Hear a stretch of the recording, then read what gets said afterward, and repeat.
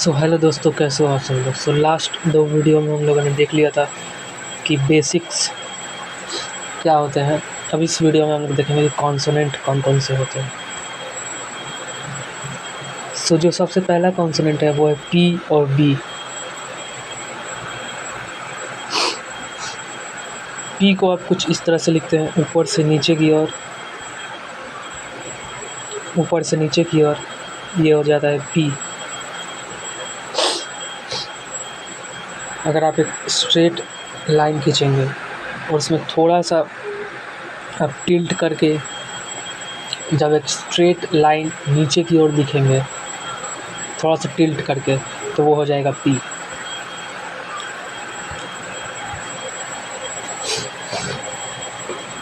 और जब इसी लाइन को आप डार्क कर देंगे तो ये हो जाएगा बी।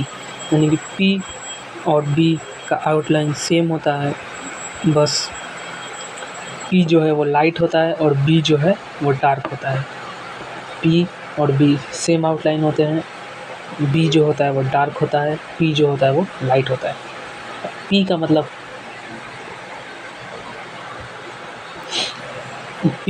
क्या होता है? पी मीन्स पोस्ट, लाइक जहाँ भी पोस्ट लिखा गया है POST, पोस्ट में क्या है? प है, प यानी कि पी, प, ओ का मात्रा दिया गया है और स्ट, पोस्ट। ठीक है, तो जो पहले प आया है उसे ही एज अ पी हम लोग लिखेंगे। जैसे पोस्ट और उसके बाद जैसे रोप, तो रोप लिखा गया तो रो और प, तो प या प को ही पी बुलाया जाता है, तो रोप में पी आ गया और पोस्ट में भी पी आ गया, तो रोप और पोस्ट एक ही जैसा लिखा जाता है, इसलिए यहाँ पे पी आ रहा है, तो यहाँ पे पी स्ट्रोक का यूज़ होगा।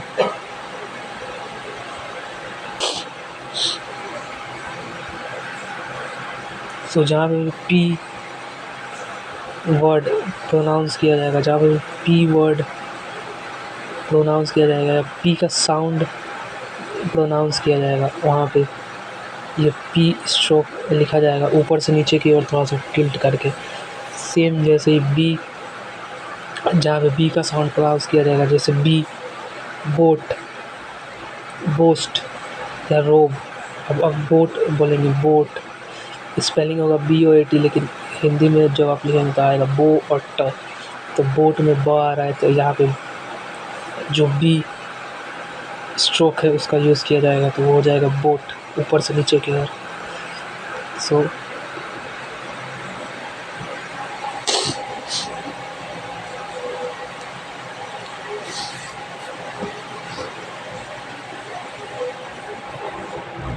जब भी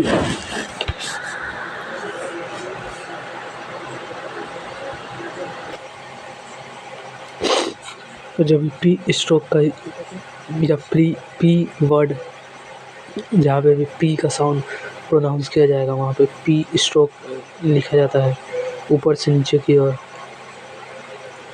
और जब बी साउंड प्रोनाउंस किया जाता है तो पी लिखा जाता है ऊपर से नीचे की ओर। उसी तरह से टी और डी लिखा जाता है। टी जो होता है वो लाइट स्ट्रोक होता है और डी जो होता है वो डार्क स्ट्रोक होता है।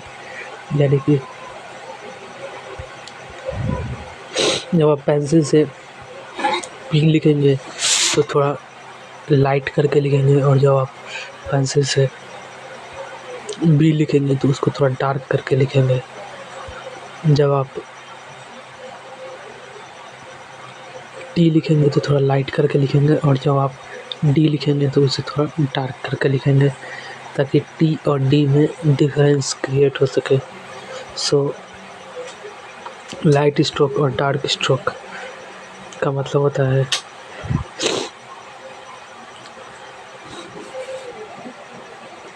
जब भी कोई स्ट्रोक लाइट फॉर्म में लिखा जाए तो उसे लाइट स्ट्रोक कहते हैं, और जब भी आप पेंसिल को थोड़ा डार्क करके लिखेंगे तो वो डार्क स्ट्रोक बन जाता है।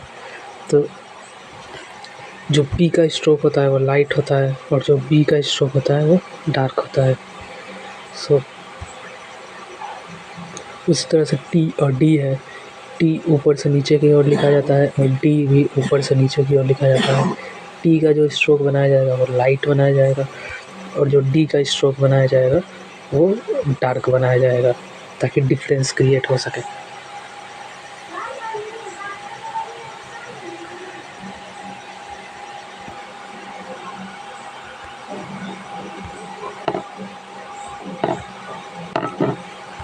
सो पी और बी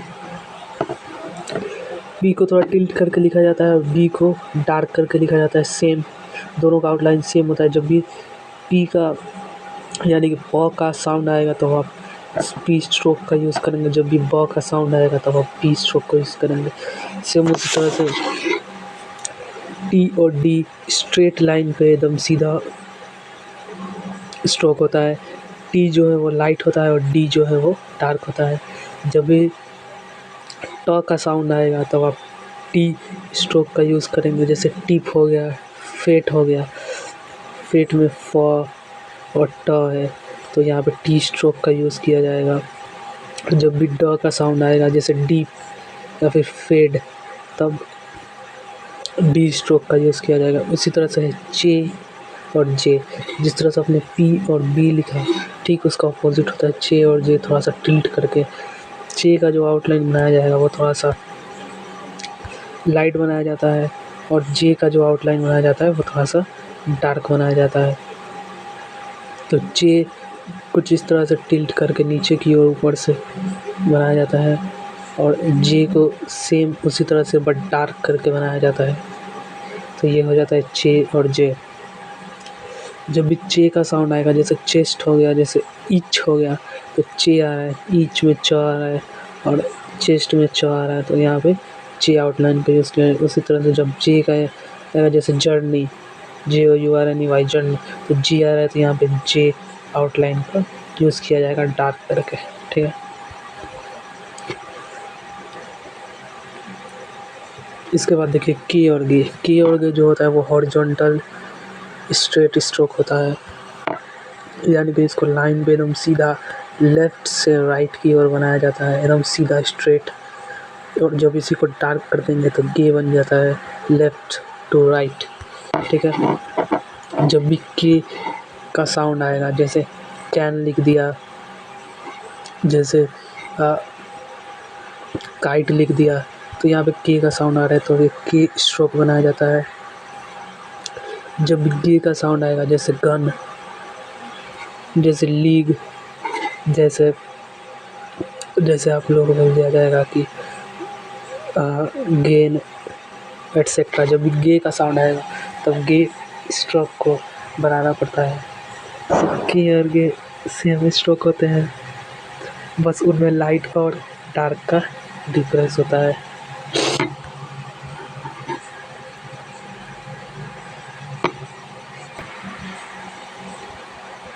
सो आपने फर्स्ट 8 जो है वो स्ट्रेट स्ट्रोक देख लिए हैं, जिसमें आपने देखा पी और बी। पी जो होता है वो लाइट होता है, बी जो है वो डार्क होता है। टी और डी, टी जो होता है वो लाइट होता है, डी जो होता है वो डार्क होता है। जे और जे जो होता है वो लाइट होता है और जे जो होता है वो डार्क होता है। के और गे को बुलाया जाता है हॉरिजॉन्टल स्ट्रेट स्ट्रोक। ये सभी स्ट्रेट स्ट्रोक है। ये जो है के गे, ये हॉरिजॉन्टल स्ट्रेट स्ट्रोक। ठीक है, तो के लाइट होता है और के डार्क होता है। तो यहाँ पे आप लोगों ने फर्स्ट 8 स्ट्रेट स्ट्रोक देखे, 2 जिसमें हॉरिजॉन्टल स्ट्रोक है, इसमें कुछ लाइट है कुछ डार्क है। इसके बाद आप देखिए कर्व स्ट्रोक क्या होता है। यहाँ पे जब यहाँ पे एक सर्कल बना करके उसको कुछ इस तरह से कट कर देंगे तो यहाँ पे जो नीचे वाला पार्ट आता है यही हो जाता है एफ या फिर वी, जो कि यहाँ पे लिखा गया है। इसे एफ या फिर वी बुलाया जाता है। ये एफ जब इसको डार्क कर दिया जाता है तो ये हो जाता है वी। जब भी एफ का साउंड आएगा जैसे फेट, जैसे फ्यूल, जैसे फ्यूज़, या फिर एफ का साउंड आ रहा है तो ये जो एफ का साउंड है उसके लिए एफ स्ट्रोक का यूज़ किया जाता है। जब भी वी का साउंड आएगा, जैसे सेव, जैसे वास्ट, जैसे वेट, एटसेट्रा, में जब वी का साउंड आता है तो वी का वोवेल यूज़ किया जाता है।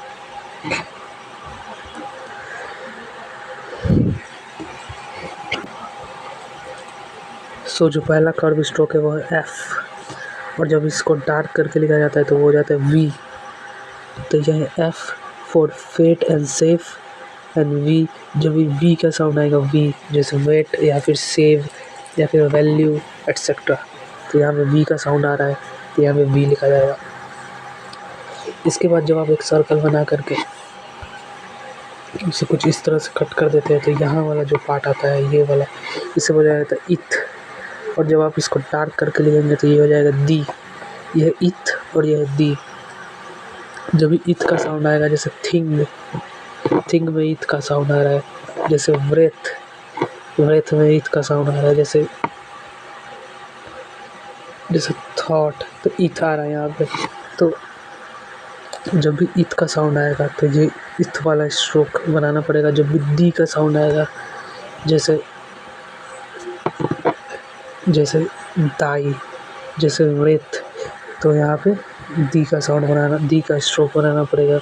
सो जो इथ होता है वो लाइट होता है, जो दी होता है वो डार्क होता है। उसके बाद आता है इस और जी। ये जो आपने बनाया था, इसका जो इस साइड वाला पार्ट है, यही हो जाएगा एस जेड या फिर एस और जेड। ठीक है, तो जैसे इथ दी बनाया था, ठीक उसका अपोजिट एस और जी हो जाता है। एस का मतलब होता है, जब भी एस का साउंड प्रोनाउंस किया जाएगा और जी का प्रोनाउंस करने पर जी लिखा जाता है। एस जो होता है वो लाइट होता है और जी जो होता है वो डार्क होता है। जैसा कि यहाँ पे लिखा गया है, एस लाइट है और जी डार्क है।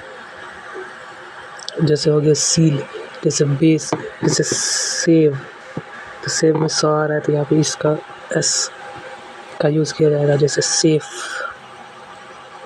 जैसे स्मूथ, जैसे सिल्वर, तो ये सब जगह एस स्ट्रोक का यूज़ किया जाएगा। इसी तरह आ जाएगा जी, जैसे जील,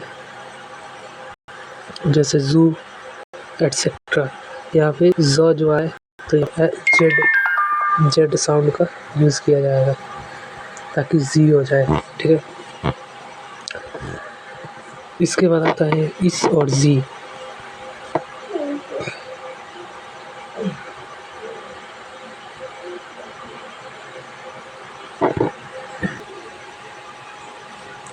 इसके बाद आता है स्ट्रोक इस और जी। जब आप एक सर्कल बना करके उसको कुछ इस तरह से कट करेंगे तो ये जो नीचे वाला जो पार्ट है ये बन जाता है इस या फिर जी। बिल्कुल एफ और वी का अपोजिट जो है वो इस और जी बन जाता है। जब भी इस का साउंड आएगा तो इस स्ट्रोक का यूज़ किया जाता है। जैसे सी, ठीक है, जैसे सिप, एस एच आ रहा है यहाँ पे। जो एस का साउंड था ये, यहाँ पे सिर्फ एस आएगा, लेकिन जब एस के साथ एच आ जाएगा तो इसे इस स्ट्रोक में मान लिया जाता है। जब भी सिंगल एस रहेगा तो ये एस स्ट्रोक होगा, एस। जब भी एस के साथ एच होगा तो ये इस मान लिया जाएगा, तो यहाँ पे इस स्ट्रोक का यूज़ किया जाएगा। जैसे सी, सी में एस एच ई है तो एस एच जो आपने लिखा है उसके लिए इस स्ट्रोक का यूज़ किया जाएगा। ठीक है, और जब इसी को डार्क कर दिया जाएगा तो जी स्ट्रोक बन जाएगा। जी यानी कि जैसे मान लीजिए आप लिख रहे हैं जी टी वी, तो यहाँ पे जी जेड एच आ रहा है तो यहाँ पे जी स्ट्रोक का यूज़ किया जाता है। जैसे कि आप एग्जांपल आप देख सकते हैं, सी और डैश, सी में एस एच आ रहा है और डैश में एस एच का साउंड आ रहा है, तो यहाँ पे इस स्ट्रोक का यूज़ किया जाता है। उसी तरह से ट्रेजर, ज इज जेड एच ट्रेजर, या विज़न जेड एच विज़न, तो यहाँ पे इस जेड स्ट्रोक का यूज़ किया जाएगा। तो यहाँ तक आपने देखा, सबसे जो पहला था ये था स्ट्रेट स्ट्रोक, ठीक है। और इसमें भी ये जो दो थे ये थे हॉरिजॉन्टल स्ट्रेट स्ट्रोक। ये सारे स्ट्रेट स्ट्रोक है और ये जो थे ये थे हॉरिजॉन्टल स्ट्रेट स्ट्रोक। इसके बाद जो आपने देखा वो था कर्व स्ट्रोक। ये जितने थे ये थे कर्व स्ट्रोक, ठीक है। इसके बाद आप देखेंगे हॉरिजॉन्टल कर्व स्ट्रोक। ये जो तीन है ये है horizontal curve stroke. Horizontal curve stroke में कौन कौन सा आता है? इसमें आता है एम। जब भी एम का साउंड होगा, सिंपल एम, जैसे मेट, जैसे मीट, जैसे MEET मीट, जैसे मनी, जैसे म्यूल, जैसे म्यूज़िक। जब भी एम का साउंड आएगा तो ये एम स्ट्रोक का यूज़ किया जाएगा। ये एम स्ट्रोक बनता कैसे है? जब भी आप एक सर्कल बना करके उसको ऐसे कट करेंगे तो ये जो ऊपर का पार्ट होगा यही हो जाएगा एम, और ये जो नीचे का पार्ट होगा ये हो जाएगा एन या फिर इंग, जैसा कि यहाँ पे दिया गया है नीचे। तो ऊपर वाले पार्ट को एम बोला जाएगा और नीचे वाले पार्ट को इंग बोला जाएगा। तो जब भी एम का साउंड आएगा तो ये एम स्ट्रोक का यूज़ किया जाएगा। जब भी एन का साउंड आएगा तो एन स्ट्रोक का यूज़ किया जाएगा। और जब एन स्ट्रोक को, ये जो एन स्ट्रोक है इसको जब डार्क कर दिया जाएगा तो इंग का आएगा, जैसे सिंगिंग, सिंगिंग। तो ये जो लास्ट में इंग आया ये यही इंग स्ट्रोक का यूज़ किया गया है यहाँ पे। सो फिर से देख लीजिए, जब भी एम का साउंड प्रोनाउंस होगा, जैसे seem, meet, meeting, money, mule, M आ रहा है तो यहाँ पे ये एम स्ट्रोक का यूज़ किया जाएगा। जब भी एन का साउंड आएगा, जैसे net, seen, nothing, okay, nothing में एन भी है और इथ भी है और इंग भी है, तो यहाँ पे तीनों आ जाएगा, एन भी आएगा और इंग भी आएगा। नथिंग, जैसे नॉन लिख दिया गया, जैसे नॉट लिख दिया गया तो यहाँ पे एन का स्ट्रोक यूज़ किया जाएगा। जब भी इंग आएगा तो एन का ही डार्क वर्जन इंग हो जाता है, जैसे सिंगिंग। तो ये जो लास्ट में इंग आया ये इंग का जो स्ट्रोक है वो यूज़ करेगा। इसके बाद देखिए, उसके बाद है एल। जब भी एल साउंड प्रोनाउंस किया जाएगा, जैसे लाइट, जैसे लॉन्ग, जैसे लिव, ठीक है, जैसे लाइट, लॉन्ग, लिव, जैसे लोनली। जैसे जब भी एल यानी कि लॉ साउंड का यूज़ किया जाएगा तो ये एल स्ट्रोक का यूज़ किया जाएगा। अब ये एल स्ट्रोक लिखते कैसे हैं? जब भी आप एक सर्कल बना करके इसको कुछ इस तरह से कट करेंगे तो ये जो ऊपर वाला पार्ट है ये एल हो जाएगा। एल स्ट्रोक नीचे से ऊपर की ओर एल स्ट्रोक को लिखा जाता है, तो ये हो जाएगा एल। जब भी ये वाला जो पार्ट है इसको आर स्ट्रोक बोला जाता है, और ये जो नीचे से ऊपर की ओर गया है इसको रे बोला जाता है या फिर अपवर्ड आर। तो आर दो तरीके का होता है, एक होता है डाउनवर्ड आर, एक होता है अपवर्ड आर। जो है डाउनवर्ड आर ऊपर से नीचे का ओर, ठीक है, और यह है अपवर्ड आर नीचे से ऊपर का ओर। इन दोनों का अलग अलग यूज़ होता है, ये बाद में आपको पढ़ाया जाएगा। सो आर दो तरीके का होता है, एक होता है डाउनवर्ड आर ऊपर से नीचे की ओर, और एक होता है अपवर्ड आर नीचे से ऊपर की ओर। इसके बाद आ जाते हैं वे, ये और है। लेकिन इसके पहले आप देख लीजिए कि जो दो आर है उसके बीच में डिफरेंस क्या है। जब भी आर लिखा जाएगा, आ और र,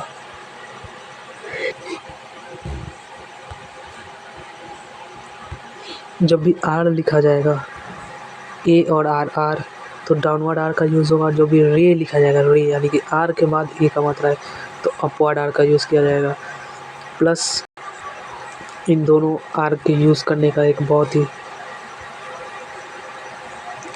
डिटेल में रूल दिया गया है जो कि आप आगे पढ़ेंगे, ठीक है। इसके बाद आइए वे और ये में। तो वे को कुछ इस तरह से जब आप छाता ऐसे बनाएंगे अगर आप एक, तो ये जो इसका हैंडल होता है तो इसी को जब टिल्ट करके बनाया जाता है तो ये हो जाता है वे, यानी कि कुछ इसी तरह से दिखता है। और जब इसको उल्टा करके बनाया जाता है तो है, ये हो गया वे और ये हो गया ये, वे और ये दोनों एक दूसरा का अपोजिट है, दोनों लाइट है, वे और ये, वे और ये, ठीक है। और एच जो है वो दो तरीके से बनाया जाता है, एक होता है अपवर्ड एच, एक है डाउनवर्ड एच। जब सर्कल करके आप नीचे से ऊपर की ओर लेके जाएंगे तो ये हो जाएगा अपवर्ड एच, जब सर्कल करके आप ऊपर से नीचे की ओर ले जाएंगे तो ये हो जाएगा डाउनवर्ड एच। तो एच भी दो तरीके का होता है, इसका भी यूज़ करने का रूल है जो कि आपको बाद में पढ़ाया जाएगा।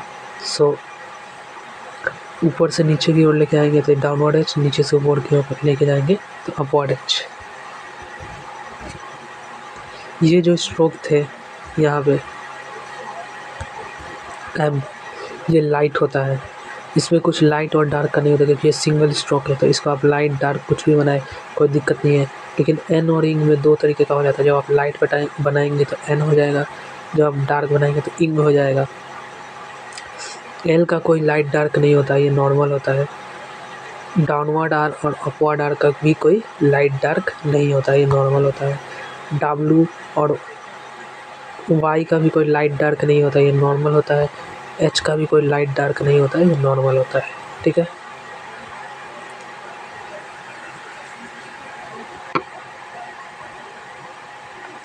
सो ये था एक ओवरव्यू कि कॉन्सोनेंट क्या क्या होते हैं शॉर्ट हैंड में। आपने देखा जितने भी टाइप ऑफ कॉन्सोनेंट थे यही टोटल कॉन्सोनेंट है। अगर आप इसको काउंट करें तो आप देखेंगे कि टोटल नंबर ऑफ कॉन्सोनेंट जो है वो है टोटल 26 नंबर ऑफ कॉन्सोनेंट्स है जो आपको शॉर्ट हैंड के अंदर में पढ़ना पड़ता है। टोटल 26 नंबर ऑफ कॉन्सोनेंट, यहाँ से लेकर के यहाँ तक, यहाँ से लेकर के यहाँ तक आप देखेंगे तो 8, फिर यहाँ से जब आप यहाँ तक जाएंगे तो 8, उसके बाद ये 3 और ये जब गिनेंगे तो ये 3 और ये नीचे का 4। तो जब आप टोटल गिनेंगे तो 4, 3 और 3 10 हो जाएगा और ये टोटल 16 हो जाएगा। तो जब आप टोटल गिनेंगे तो 26 आपको जो है कॉन्सोनेंट्स वो पढ़ने पड़ते हैं इन शॉर्ट हैंड। यही 26 कॉन्सोनेंट से आपका शॉर्ट हैंड लिखा जाएगा। तो इस 26 कॉन्सोनेंट को आप बहुत ही अच्छे तरीके से पढ़ लीजिएगा। यही है table of consonant of Pitman English short hand.